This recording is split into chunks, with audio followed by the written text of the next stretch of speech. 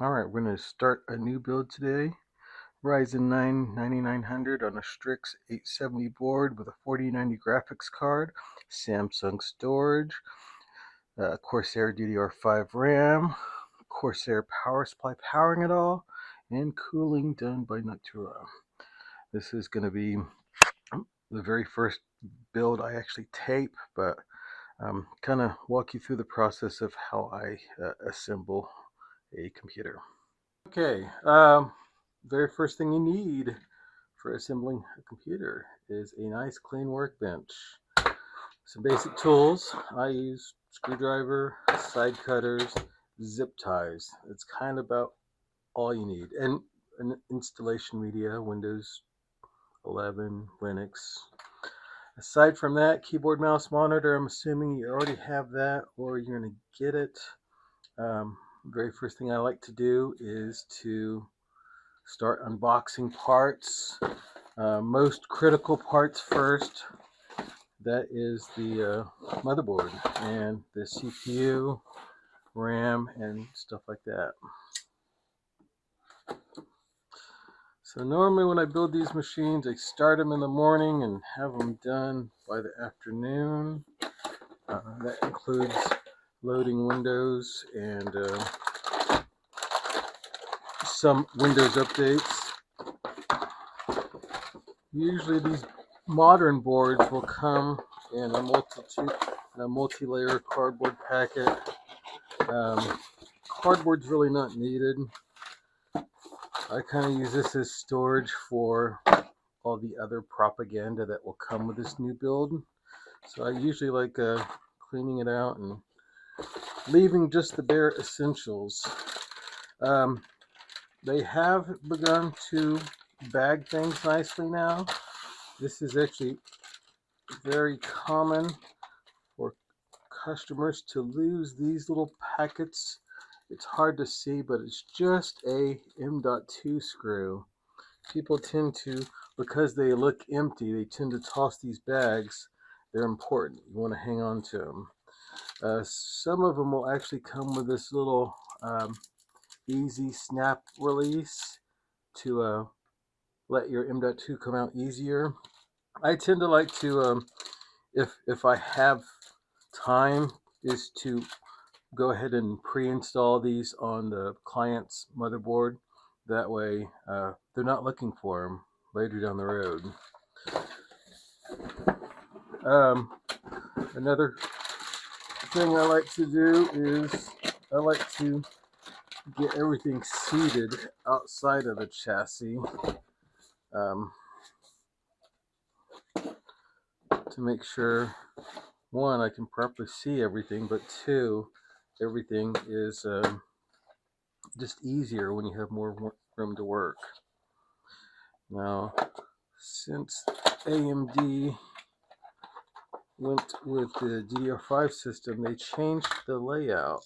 The pins are now on the motherboard, and this is with both Intel and AMD. Those pins are extremely fragile, and if you damage them, it voids your warranty.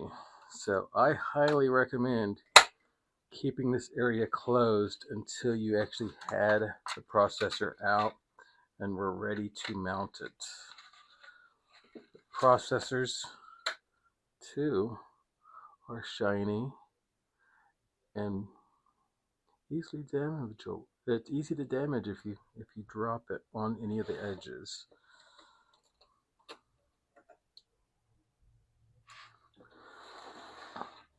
So on the chip, there's a notch on the top and the bottom. Those are alignment pins. Intel has similar notches. Those notches tend to dictate which processor socket you're using. Intel, unfortunately, does not like to stick to a single socket type, so they tend to change their sockets almost like every 2 generations. So gently place your processor in there. As you close the lid, the protective cover pops off, and that's mounted. Go ahead and get the RAM mounted. The one thing that I tend to like to do is look at the silk screening. A lot of the modern motherboards will have a specific spot where it wants you to mount the memory first. This one, the silk screen says DIMM A2 and DIMM B2, which are this one and this one.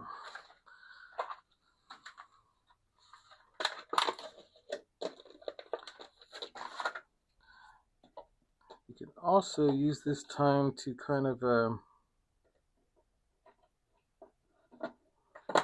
make plans on your layout of your chassis. Some boards have redesigned where the power connectors are. Some boards have the power connectors on this edge, and the CPU power connectors up here as well. This one's more of the traditional format of having the PC or the CPU power way up here towards the back of the chassis, and then the mainboard power down here. This is also a good time to peel off all these protective plastic pieces.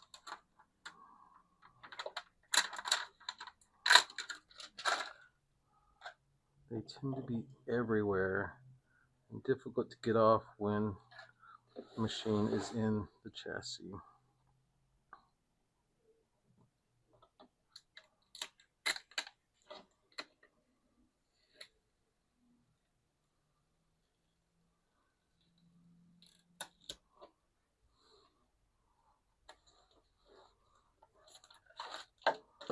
Well, of course, always send all this paperwork and propaganda with the customer in their motherboard box. It makes returns, RMAs for damage or broken parts so much easier when you have everything all included.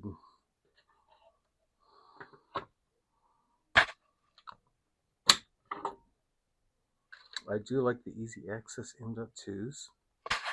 It is quite nice to be able to just pop open the case and push a button to have your M.2 available. Of course, we probably won't use that one since it's easy to get to. We'll go with the more difficult one to make sure the customer has expandability that's done easier long term. Now, I will pause the video when I have to kind of shuffle stuff around to make room for parts. But aside from that, I already taken that apart. Now that we got the CPU mounted, I undid these 4 screws to remove the heatsink for the M.2. This one does have cooling pads on it. These are only effective if you peel the protective sticker off of them. That is actually a common mistake. I'll see these M.2s installed and the protective plastic still remaining in place. They have the same kind of protective plastic covering over the bottom of CPU coolers too, so when we go to install that, we'll have to check that out as well. This one has one all the way at the top.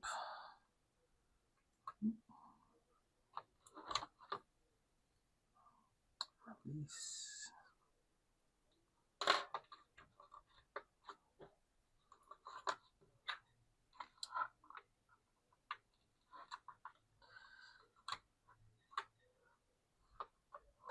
Easy peasy. And now remove the cooling pad protector on this side.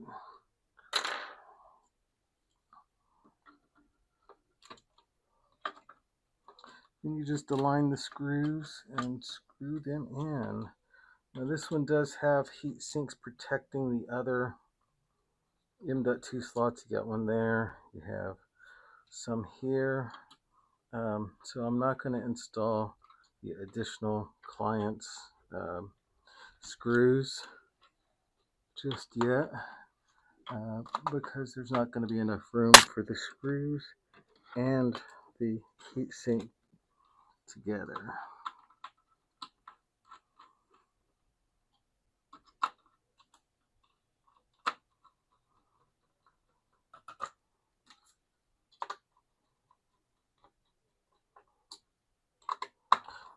This is also a great time if you want to post or test the machine before it's in the chassis. You throw a heatsink on top of it and kind of set it up on a box like this to make a makeshift air bench. We'll probably do that before we mount it into the case. This CPU I believe, does not have onboard video, so we'll have to add the external video card. Meanwhile, let's get the CPU cooler unboxed. This cooler does come with the accessories for both Intel and AMD. What's really nice about this company is if you purchase one of their products and you utilize it for a while and a new processor with a new socket comes out, as long as you can provide proof of purchase, they will send you the new hardware for the new sockets free of charge. There's the beautifully polished centerpiece. So what we have to do is remove the center fan.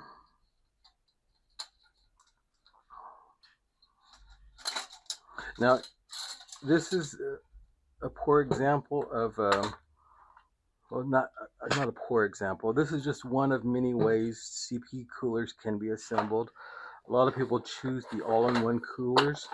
That is water cooling with the heatsink being both the heatsink as well as the pump and a reservoir for the coolant to go through. Those are fantastic. They do have one issue, though, is they tend to fail in a kind of a dramatic fashion. All of a sudden, things just get spicy hot.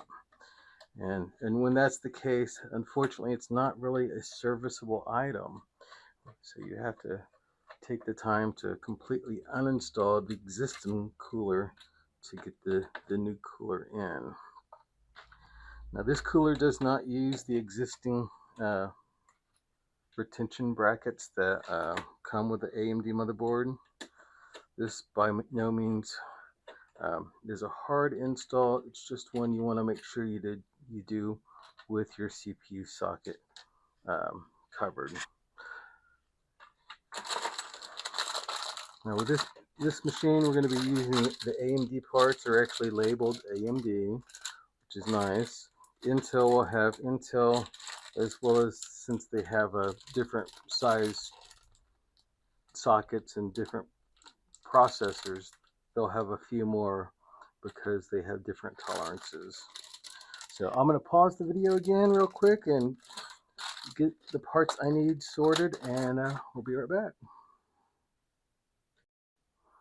Okay, so with this particular heatsink, it does come with these AM4, AM5 plates.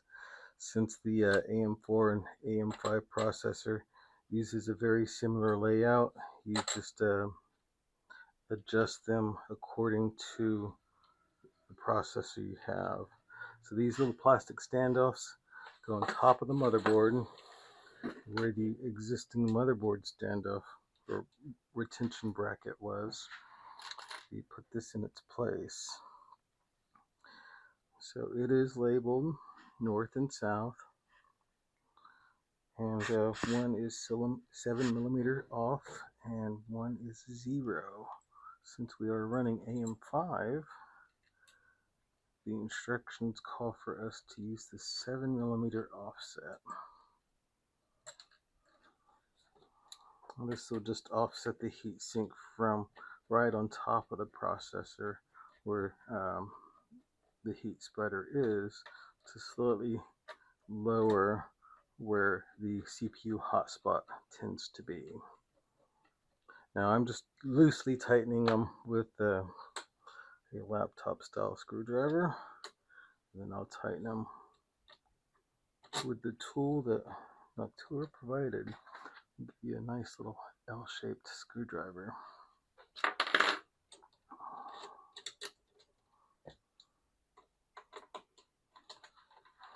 During tax season and Christmas time, I usually do a lot of these assemblies. It happens pretty much guaranteed every year. Someone will assemble a machine, make a mistake, and need me to take it apart and find the problem, put it back together, or some people will just bring me the machine to do it from the get-go. Now,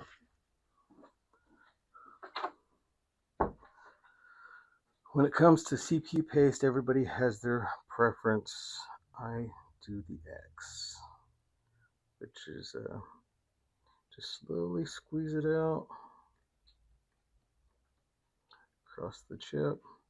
Now this chip, of course, runs a little spice here at the bottom, so I kind of cross my X's towards the bottom as well. And with this, of course, you kind of want to make sure your text is vertical as well, so it doesn't look goofy. Then you just start tightening it down. One side, then the other.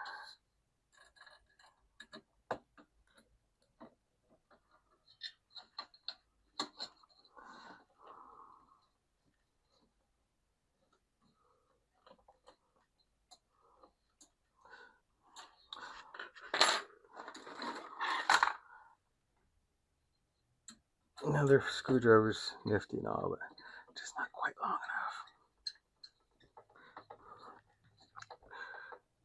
for me to stay out of the way and screw down.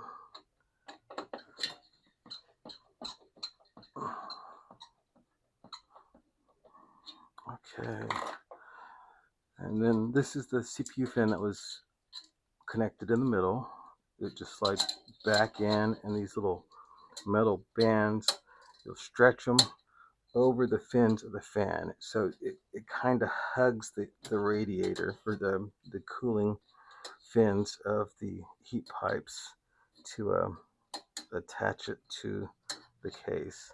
Now, if you don't have fingernails like I don't, it makes it difficult to adjust if you snap it on real quick. This machine also comes with an additional cooling fan and enough power splitters or extensions to fit wherever you need it to go. Now with this fan on, we could test the processor. I'm going to go ahead and put the second fan on. And it will hover right above the memory or in the back. Thinking we'll probably go above the memory. This is the brackets that come with the cooler. They go in a particular ways. You kind of go over,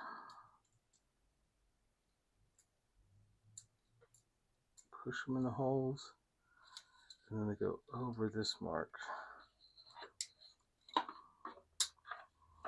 So I do one side, wrap it around, and then from underneath you can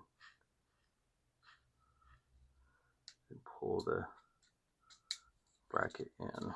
So now it's capable of just snapping and hugging the CPU cooler. This particular motherboard does have quite a few fan headers: CPU fan, case fan, pump fans. We're going to use both the CPU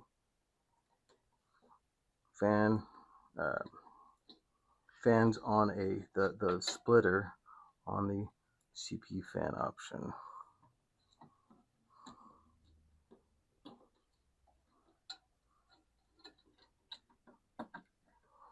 Okay,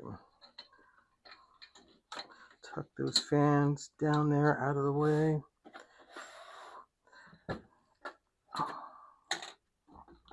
This is a great time to kind of test to make sure everything is functioning properly before you get it mounted in the motherboard. I have a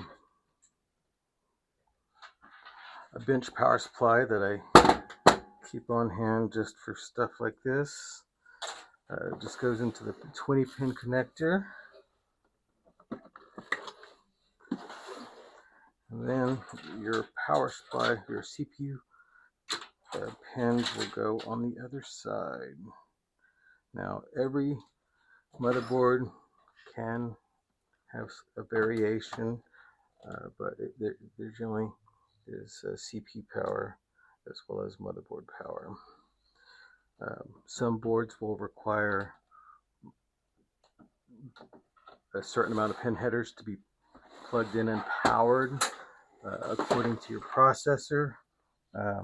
Some will let you get away with less. Now, unfortunately, I don't want to hook up this 4090 to the machine right now. I am going to use a bench video card to power this board on for the very first time.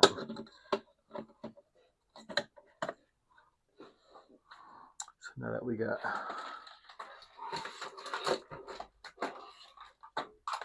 our motherboard set up with CPU and RAM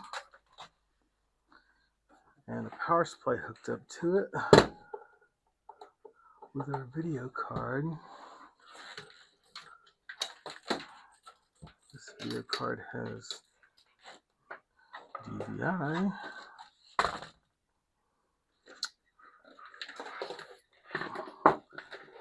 Plug our video in and try powering this machine on. Now, the very first time you post or power on a motherboard processor combo, it tends to take a while the first time because it's having to identify components on the motherboard, your processor, your RAM, items like that. Some boards will have diagnostic LEDs like this one does right here. This will display a code that you can use with the motherboard manual to identify what's going on and when it's going on. This board also has a very nice feature of having a start button on the board instead of having to short some of the front panel pins to get it to come on. So let's turn it on.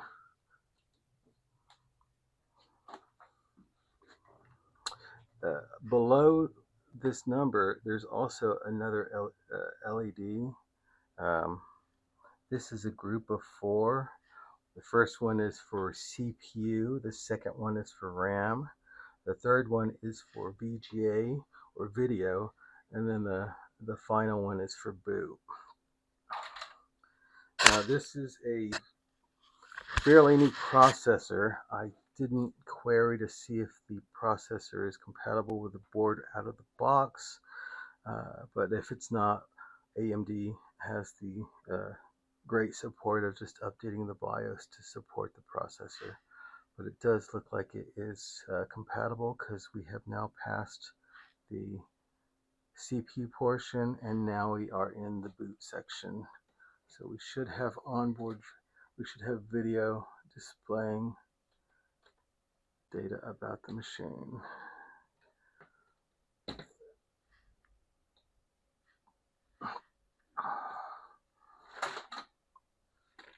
Yep, it's identified the processor, new CPU installed.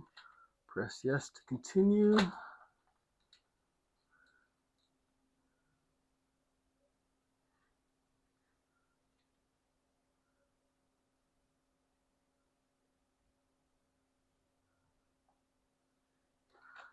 Waiting for the boot sequence again.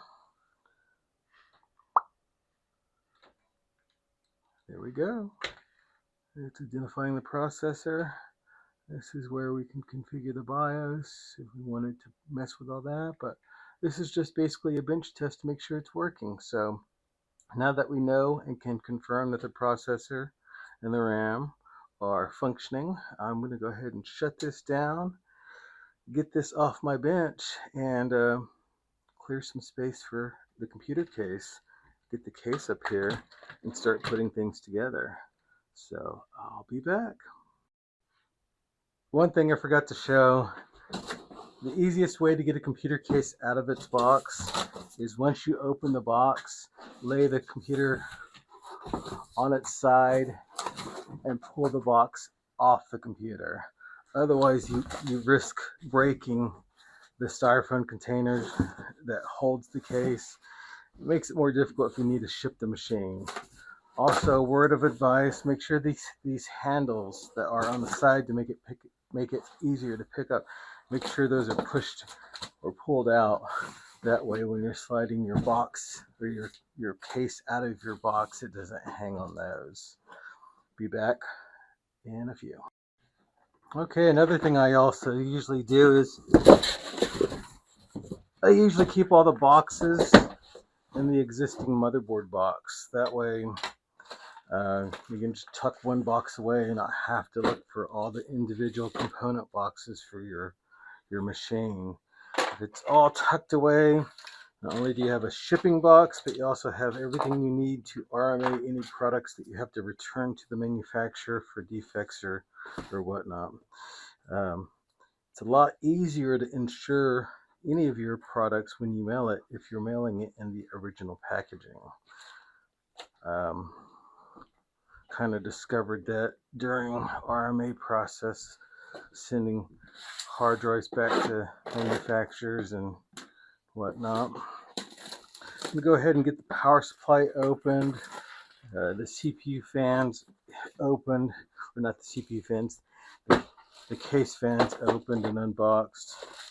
Kind of questioning this one. Usually when we see these LP labels, that means it's an Amazon return. So I'm gonna set that one off to the side and look at it as I get the rest of the stuff unpacked.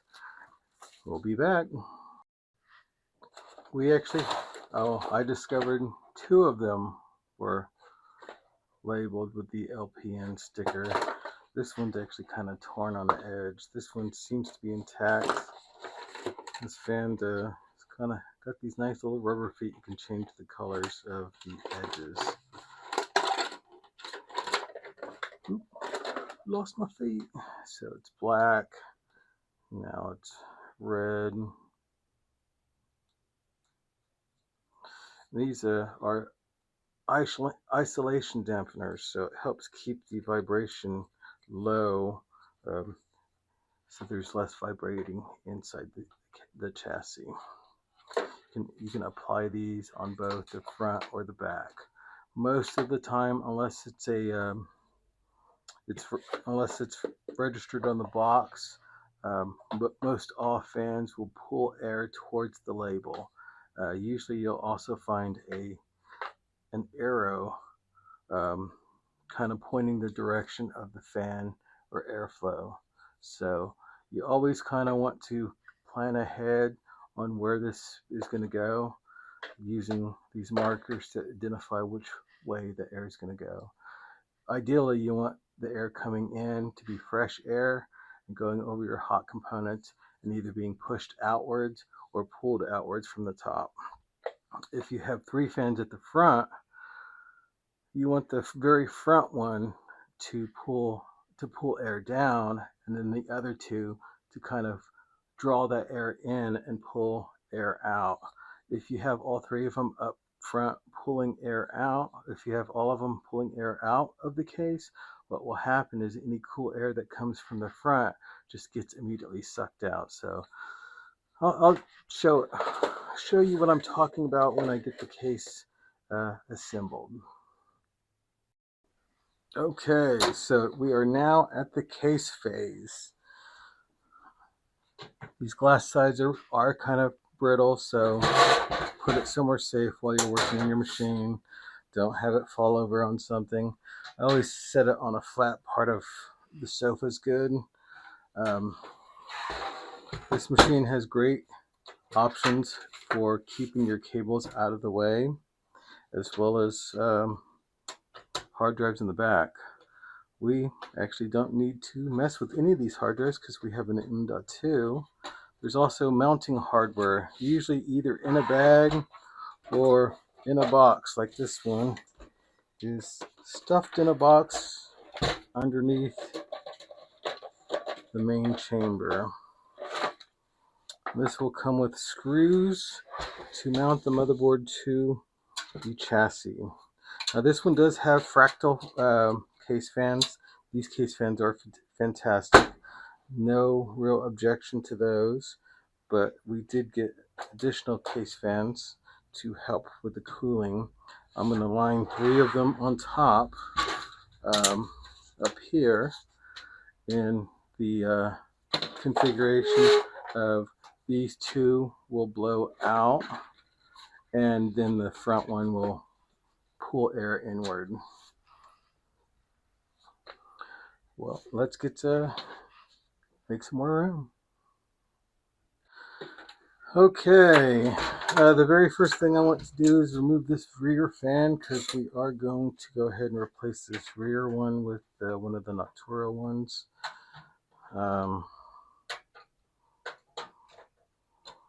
Did try calling the customer to see if we were going to change the color preference on the existing fans that we have here, the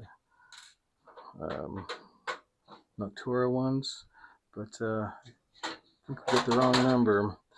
So one very common mistake is on installation of motherboards is these machines come with these little standoffs, like right here.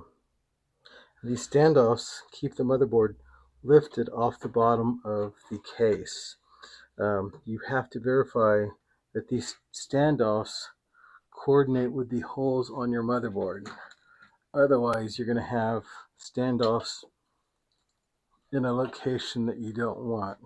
There's 3 holes, 3 groups of holes in 3 sections. So lower, mid, high on both, lower, mid, high on this, on both sides, and then usually a set towards the center, and it just provides support for the motherboard. Now, normally I would like to have these installed and then mount the board and then configure the wiring. This is also the time before you mount the board, if your machine came with an I/O plate. That's this metal cover on the back. Let me go get one to show you. So some motherboards will have a separate one like this that will mount, that your case or your motherboard will kind of nest into. Key point to look for is a lot of the network ports will have a little finger like this that will stick out. You need to make sure you pull that thing up out of the area, so when you push it against your motherboard inside the case, it doesn't have a metal piece in your network jack. They also tend to use them on the HDMI ports and sometimes the USB ports, the USB-C in particular. Newer boards, they're just kind of putting the plate on the motherboard, so you're all set. You just mount the board inside the chassis to get everything lined up. Once you get it put in, all these little holes line up. You want to make sure, of course, by visually inspecting them. Some of them are a little bit more difficult to get to than others. For example, I mounted this heatsink before mounting my motherboard, and I've discovered an issue.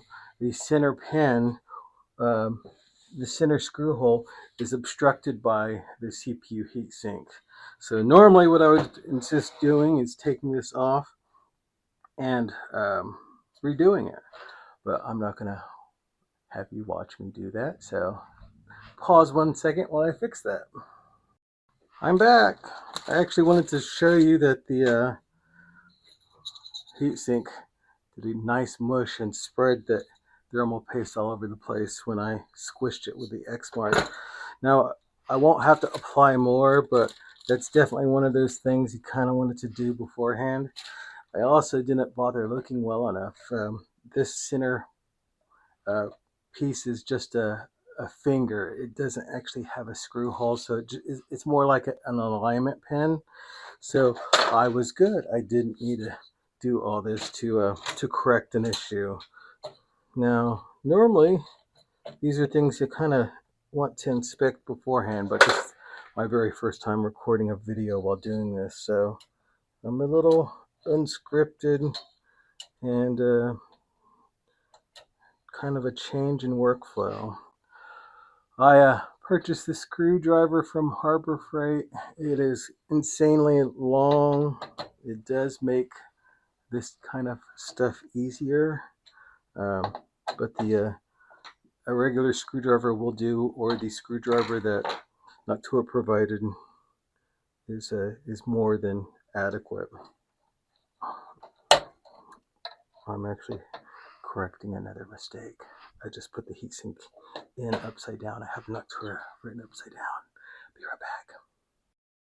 Now the heatsink issue was just cosmetic. It will not affect the performance, but what will affect the performance is the fact that this chassis is too fat, or isn't fat enough or wide enough for this front CPU fan to be mounted as well. So we are going a solo CPU fan, which is nice. We get to clean up a little bit of the wiring, but we'll also have additional coolers or fans exhausting the air from the top.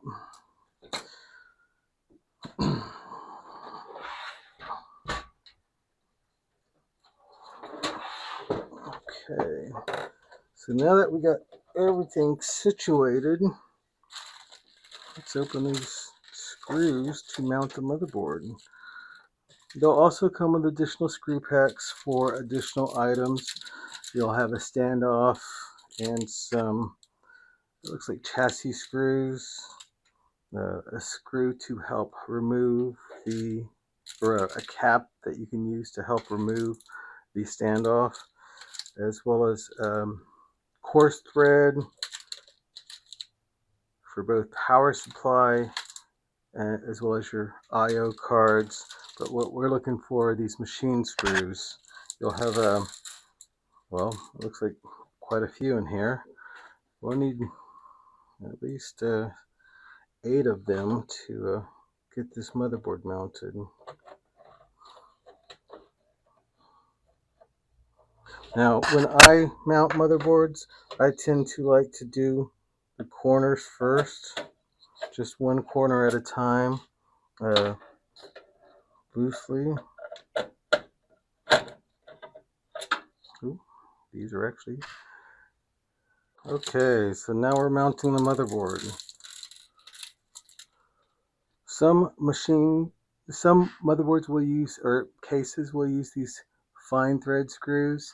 You'll see 2 different versions of your screw. You'll have the fine tip. Of course, it's not going to focus them up, but go ahead there. As well as you'll have a coarse bit one. So this chassis uses the coarse screws to mount to the chassis. It does help having a magnetic screwdriver, because sometimes these screws, although are brand new, they are tiny and tend to wander off.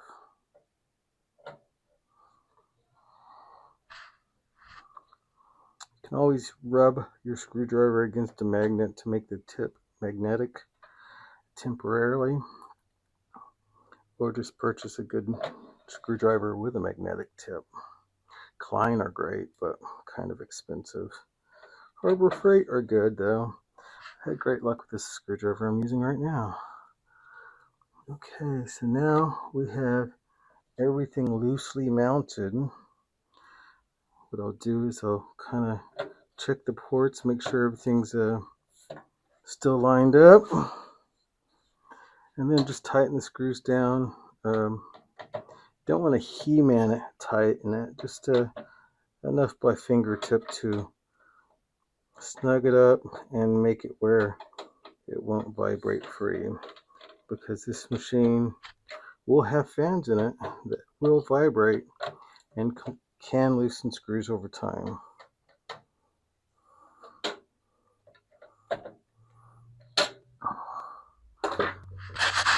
Alright, the next bit that we'll want to install are these case fans. I prefer doing motherboard first, then case fans, because then I know the items I have to work around. A great option though is if you're using a modular power supply like this customer is to install your modular cables right about now too. Now with modular power supplies, you definitely want to keep these labeled or in the box with the machine that it came with, because power supplies, although they are made by the same company, sometimes will differ in the modular connections, and you can damage your components using the wrong type of cables.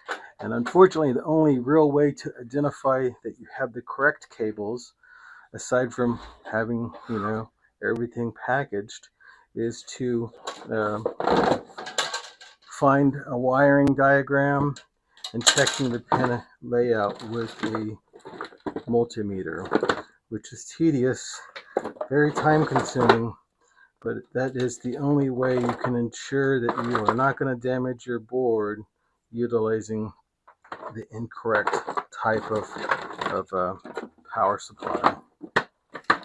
Alright, so we're going to get two of these CPU power cables. They are labeled on the side. This one says CPU right there. Like this is PCI Express, PCI Express, PCI Express. Lots of PCI Express. You have some Molex, some SATA power, PCIe, CPU. All right.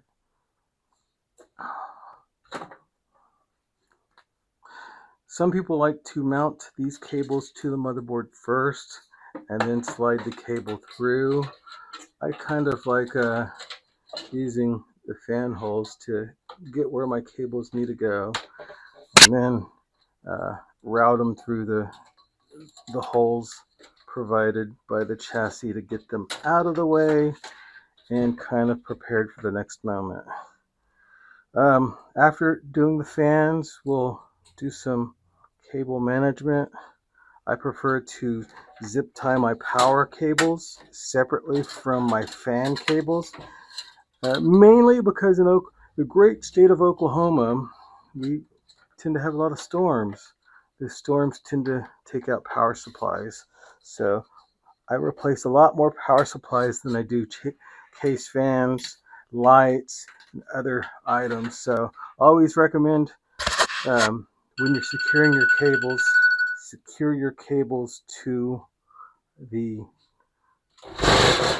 channels provided, but separately. So like I'm going to have the chassis cables, the USB, the front panel headers, the power button, all that. Those are going to stay in their channel, and then the power supply is going to be routed in a separate channel, as well as the fans, to keep everything nice, neat, organized, and separate for the next guy that has to work on it.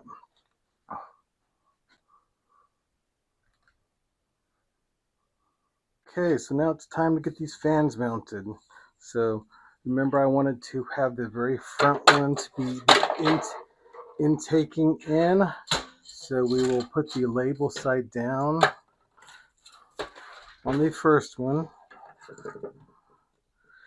And what that will do is that will draw fresh air in along with the other front fans, and then it will allow it to be circulated through the system. Otherwise, what will happen is if I have this fan blowing out, it will just immediately exhaust the air that the fans in the front are bringing in. Now this machine does accept two different size fans for up top. I believe these are 120 millimeters.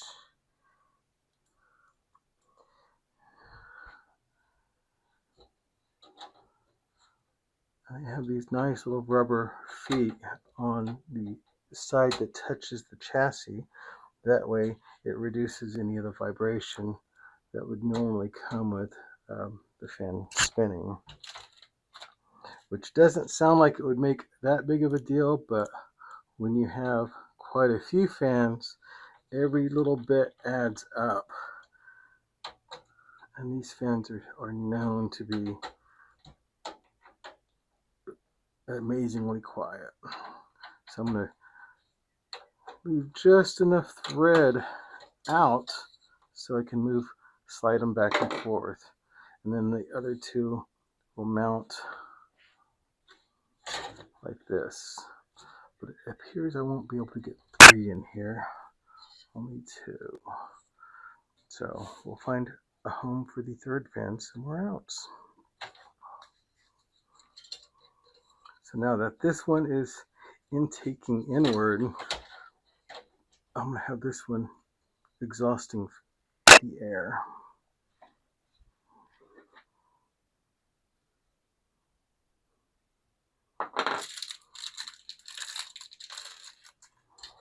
Which in doing so, I will want to remove these rubber feet and put them on the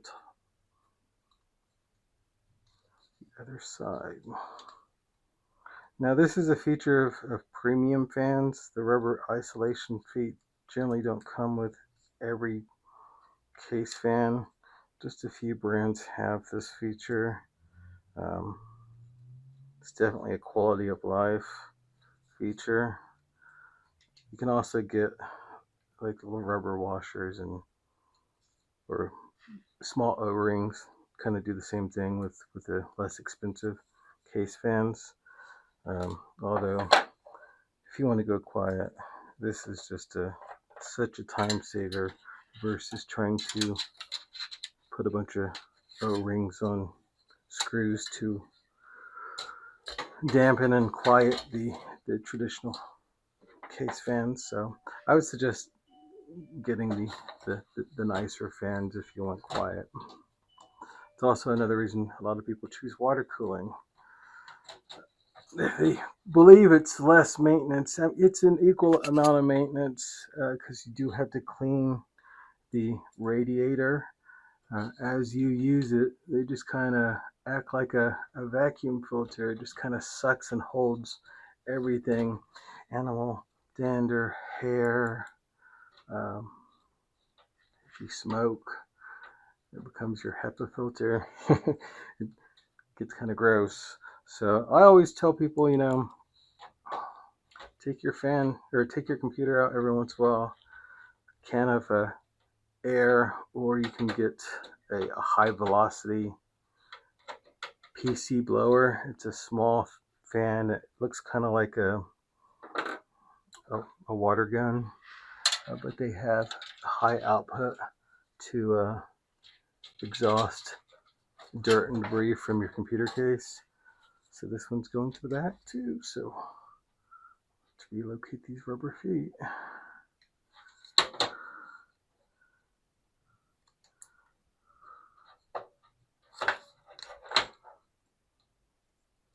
These extra little steps definitely make it a little time consuming, but it's worth it in the end.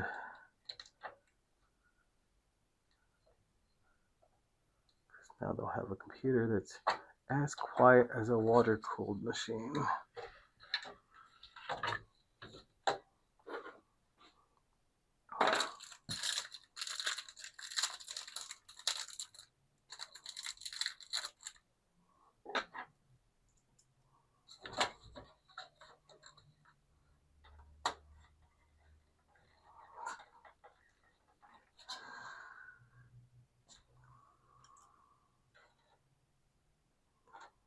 Kind of quiet for a Thursday. I'm actually just now getting caught up at work, so that's why I actually decided to do this for the entire week. It's been pretty consistent and steady workload.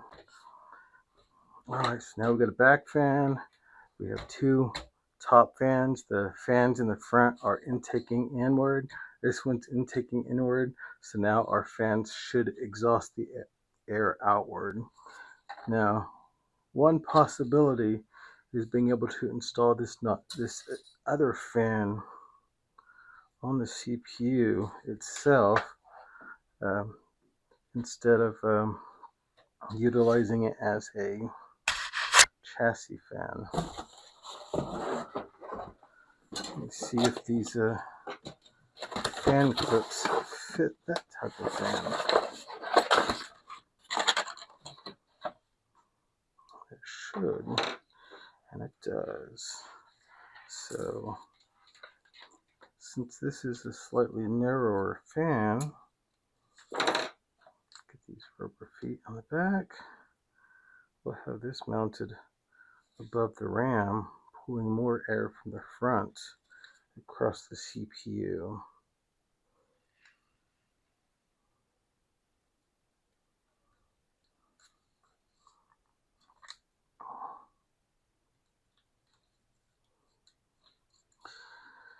All right, rather than have you guys wait through all this, let me pause you.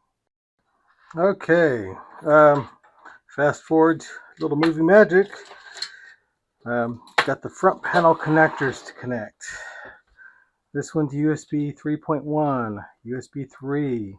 These are the front panel connectors, your power switch, your reset switch, and then your power light configuration, high definition audio or front panel audio. Usually it's always towards the back, so I kind of route that cable towards the back. And these guys, the USB-C and the USB 3 are located in the middle of the board. So we'll go to the middle section. And then the front panel connectors are always towards the bottom, front facing. So we'll squeeze those through this rubber gasket grommet that they have at the bottom to get to the front. So we'll flip it over. Here's our audio cable. It's got a very unique pin header. It has 6 pins side by side and then 3 pins with a blank in the center, or in one of them. This is the pin header for audio.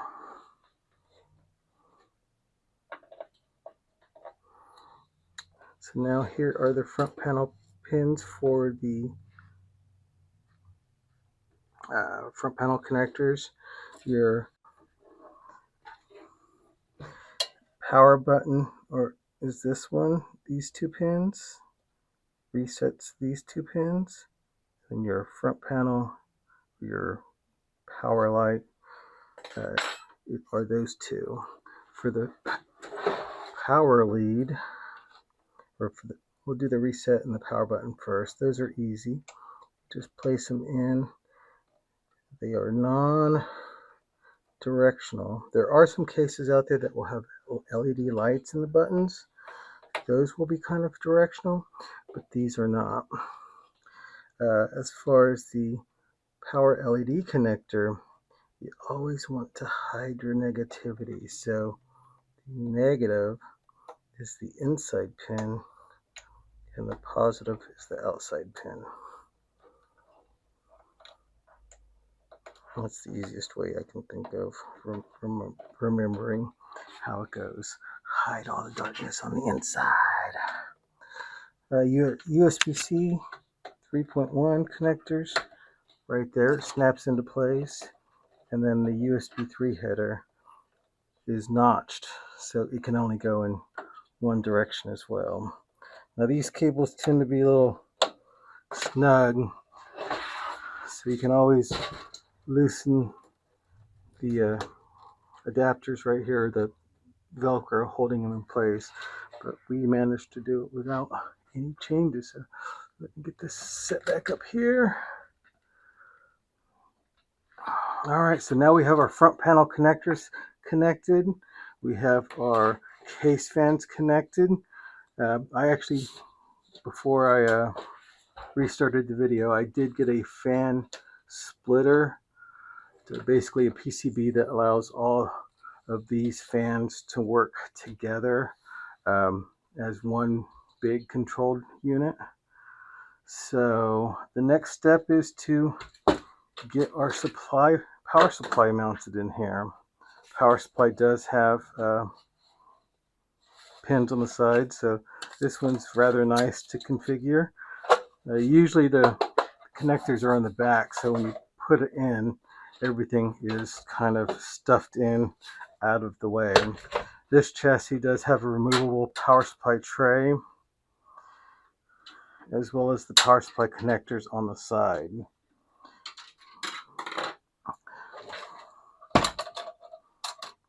So get this power supply mounted real quick.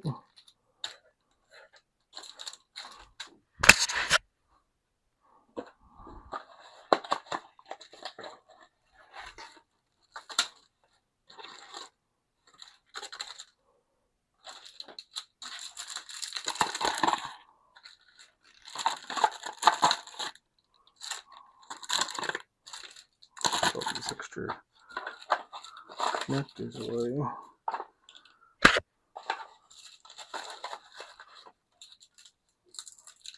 So normally it takes me roughly an hour to put machine together, and that's given I take breaks, goof off on Facebook or YouTube for a bit, Instagram.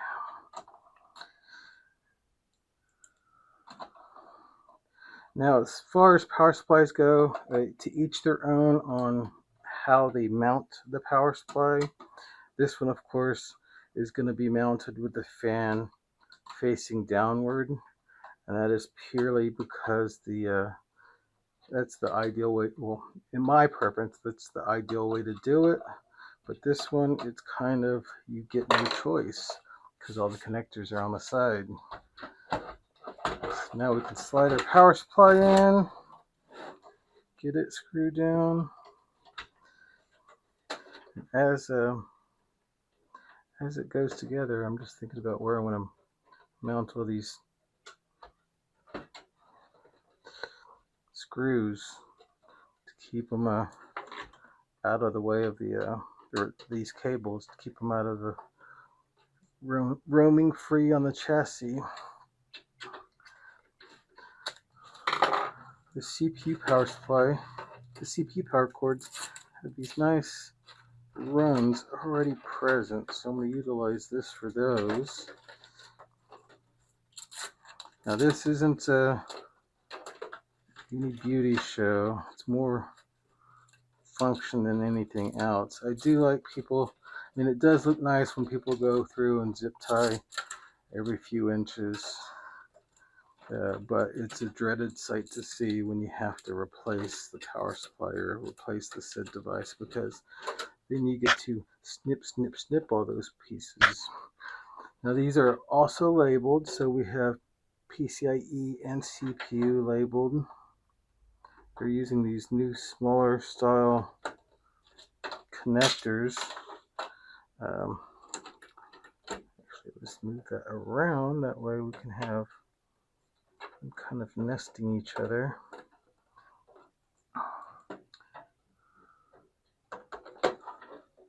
And it's labeled, silk screened on the power supply where they go. You can get power supplies that won't have the options labeled out. They'll just have the cords built into the machine, and there's no real adjustment to it. But once I get kind of the layout of where everything's going to go, I kind of know how I'm going to zip tie things down. I still don't want to do that just yet because I have the one of the most expensive parts going in right now, and that also tends to kind of be what determines where things go. This is the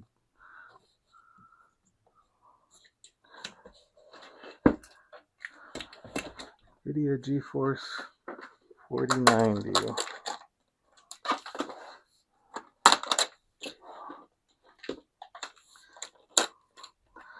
I always suggest keeping these boxes if for some reason you do decide to resell your equipment. Having the original box makes it a lot easier to sell. 4090 always comes with additional goodies behind this panel, and it's mainly the large adapter if you do not have the high voltage power connector. This power supply does have it, so we will put this back. I'm recording a video, that's why it was closed.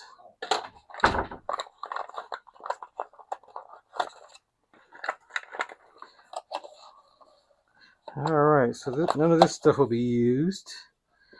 It is cool how they have it in that little box though. Cool design.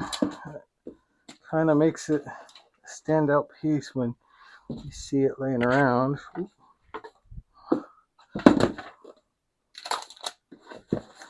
Definitely larger than what I thought it would be.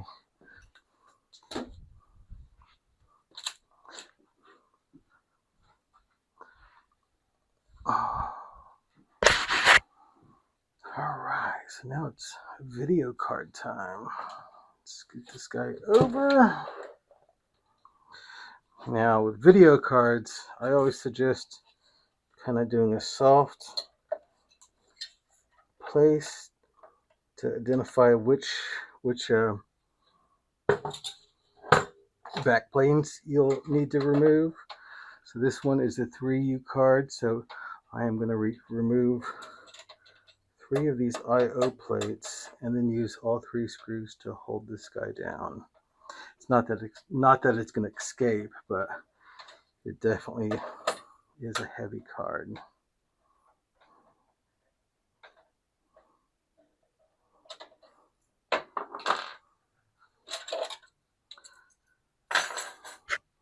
All right. Protective cover. I always keep this on until I'm ready to actually mount the card, just because fingers are oily.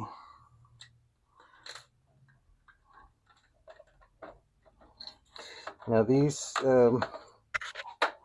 motherboards do have locking connectors, so you want to align it so when you push it down, it locks the back end of the graphics card down.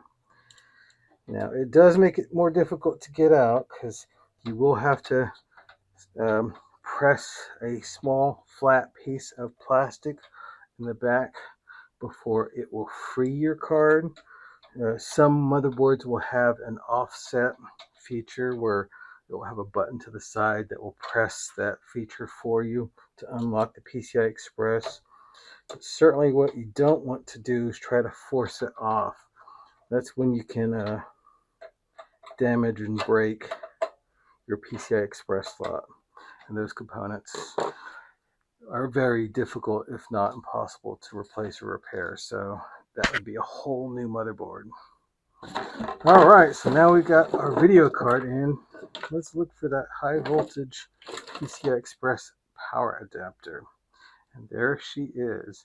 Uses 2 of these connectors to the power supply to provide power.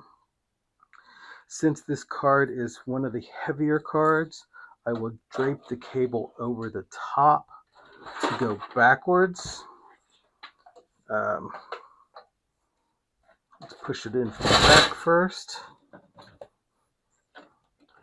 Kind of in between our USB power and our motherboard power, so it leaves the least amount of pressure or tension on the graphics or on the cable, which in turn won't tug our graphics card at all.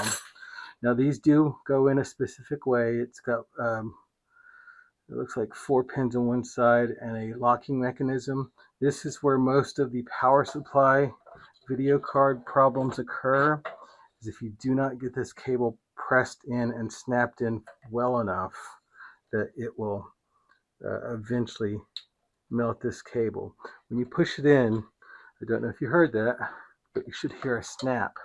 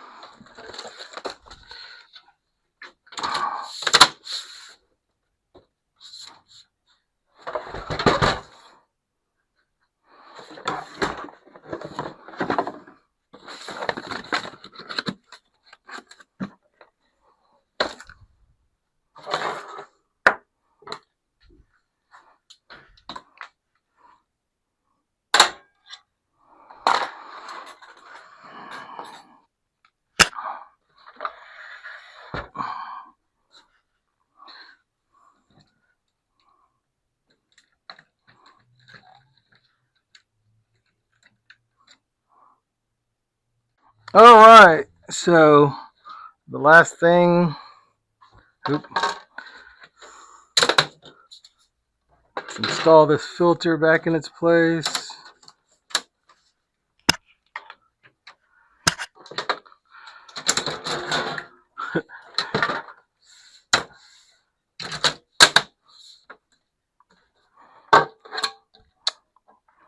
I prefer peeling the inside glass. I leave the outside glass, but this just gathers static and kind of makes it really dark on the inside. That's it. We're assembled. Let's plug this bad boy in. Get a keyboard and mouse. Boot it up for the first time. Get you shrunk down so you can see the screen.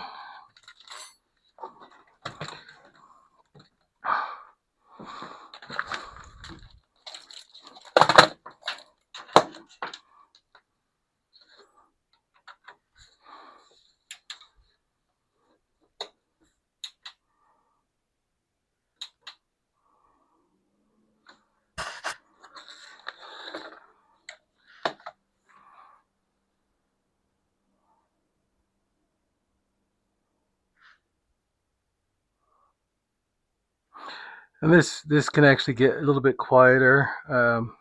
Most modern motherboards have a fan tuning program in the BIOS where you can have the fan run a kind of a system test of what settings work great for it, and it will adjust the power settings to have the fan increase RPM as it gets warmer versus running all the time.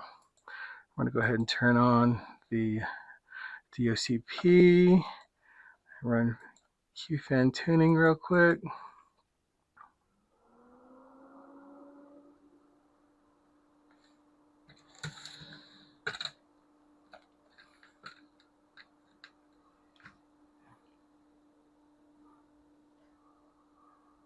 So that's the noisiest it should be right now.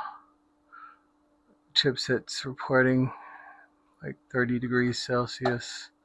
It's kind of hard to read with this overlay on top of it, but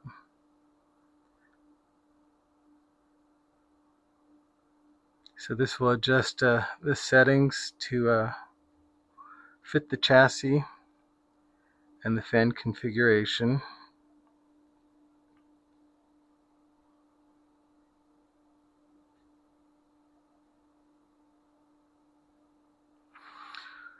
Now, one thing you can do to help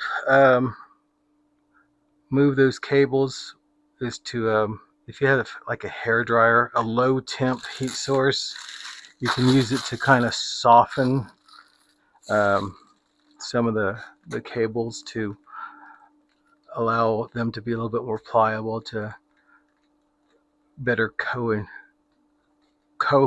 coincide in those tiny channels, or just kind of divide it up and flatten them out. I had mine in a bunch and it kept popping the side off. So, but once this is done, that's it. So the fan now has a new fan profile. Right now, our CPU is running at 33 degrees Celsius.